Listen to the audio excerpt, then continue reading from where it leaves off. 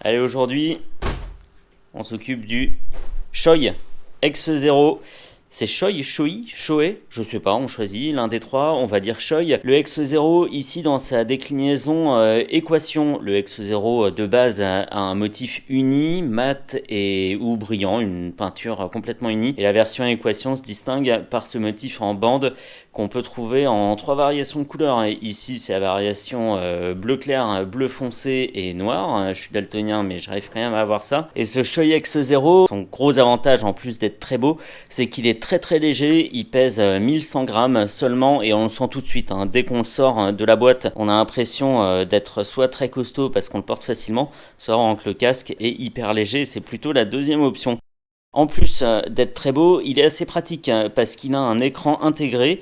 Ici c'est une version, je vais essayer de ne pas me montrer dans le reflet. Normalement c'est bon, on ne me voit pas là. Ici j'ai monté un écran fumé. De base il est livré avec un écran complètement transparent. L'écran fumé coûte 40 € et le deuxième accessoire qui a été ajouté à celui-ci, c'est la visière à 30 € qui n'est pas vraiment en plastique. C'est une sorte de fibre, m'a-t-on dit, un truc spécial chez Shoei. Et l'écartement des pressions ici est spécifique à Shoei, donc on ne peut pas acheter une visière aftermarket à moins cher et espérer pouvoir la monter sur le casque.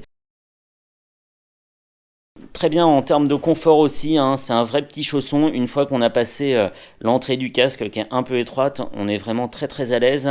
En plus d'être confortable au niveau des mousses, d'avoir un très bon maintien notamment au niveau des joues. Il est donc très léger et c'est ce qui contribue en plus de son champ de vision immense à le rendre très discret quand on le porte.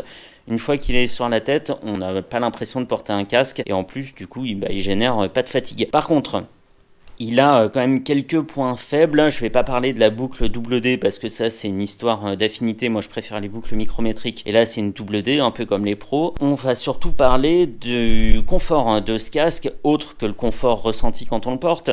Le confort quand on roule, parce qu'il faut bien rouler avec un jour, il est bien beau sur une étagère, mais il faut bien l'utiliser. Il est bien pour la ville, il est bien pour sortir de la ville, mais pas trop vite, au-delà de 90 ou 100 km/h. Le vent commence à s'immiscer dans le casque par le dessus de l'écran, pas du tout par ici, ce qui est assez étonnant parce qu'il y a quand même un gros gap ici. Et si on continue à pousser le rythme, quand on a la chance d'avoir la petite visière, on aura tendance à prendre le vent, donc soit à baisser la tête comme ça d'un coup si on a eu le malheur d'incliner un peu le casque vers l'avant, soit au contraire d'avoir le casque penchant en arrière, pris par le vent si on a relevé un petit peu la tête. Donc ça, pas très agréable, plus le bruit que ça génère quand on roule. En gros, passer 100 km/h, il faut vraiment avoir une bonne excuse parce qu'on a même parfois du mal à garder les yeux bien ouverts. Deuxième inconvénient, on le voit de toute façon, c'est dans le design, on est tributaire un peu de la forme au-delà de la fonction.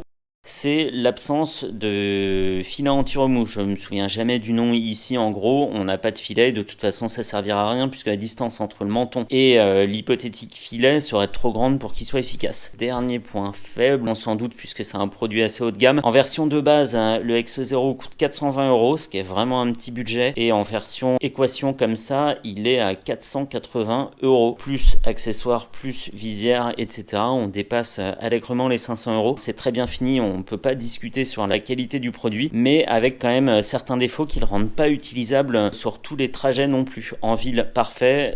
Pour de la voie express, passe encore. Pour voyager, il vaut mieux avoir un casque, même à pas cher à côté, mais un casque qui ferme bien, un intégral, mais pas celui-ci. On fait pas 30 minutes de route à plus de 110 km/h avec ce casque-là. Voilà, pour le Shoei X0, c'est une conclusion un peu pourrie. C'est une sortie de vidéo vraiment pourrie que je fais. Mais je recommencerai pas la prochaine fois, je vais trouver un truc mieux.